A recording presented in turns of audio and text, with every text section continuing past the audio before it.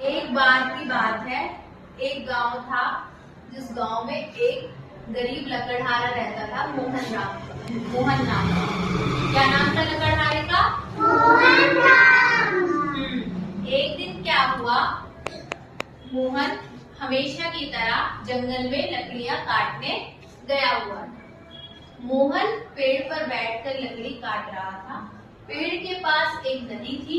मोहन के हाथ से उसकी कुल्हाड़ी छूट गई और जाकर नदी में गिर गई। जैसे ही कुल्हाड़ी नीचे नदी में जाकर गिर गई, मोहन बहुत ज्यादा दुख। मोहन झट से पेड़ से उतरकर नीचे आया और नदी के पास बैठकर रोने लगा। कहने लगा कि यही तो मेरे घर का सारा बोझ संभालती थी। अगर मेरी कुल्हाड़ी नहीं होगी तो मैं लकड़ियां कैसे काटूंगा? अगर मेरे पास मेरी कुल्हाड़ी ही नहीं होगी तो मेरा घर का खर्चा कैसे चलेगा? मेरे घर वाले तो भूख के मारे मर ही जाएंगे। तो ऐसा कहता जा रहा था मोहन और तेज तेज रोता जा रहा था। मोहन की बात सुनकर नदी में जो जलपरी रहती थी वो बाहर आई और उनके हाथ में क्या थी? एक सोने की कुल्हाड़ी। क्या थी? सोने की कुल्हाड़ी। सोने की कुल्हाड़ी लेकर बाहर आई और मोहन से कहा, ये लो बेटा तुम्हारी कुल्हाड़ी। मोहन ने कहा, नहीं ये मेरी कुल्हाड़ी नहीं है। नहीं ये मेरी कुल्हाड़ी नहीं है, मैं इसे नहीं ले सकता। मोहन की बात सुनकर जलपरी वापस पानी में चली गई। मोहन फिर से अपना रोना धोना शुरू कर दिया।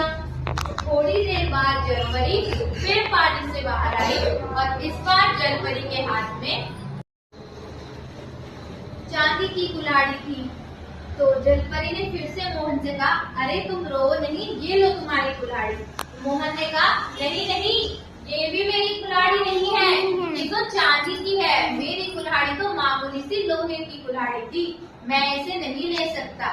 मोहन की बात सुनकर जलपरी वापस पानी में चली गई। थोड़ी देर बाद जलपरी वापस पानी से बाहर आई और इस बार जलपरी के हाथ में वही लोहे की कुल्हाड़ी थी जो मोहन से पानी में गिर गई थी।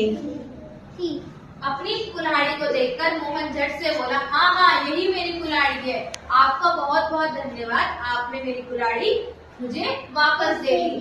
तो मोहन की सच्चाई और ईमानदारी से खुश होकर जलपरी मोहन से कहती है कि मोहन तुम एक बहुत सच्चे और ईमानदार व्यक्ति हो, इसलिए मैं तुम्हें सोने और चांदी की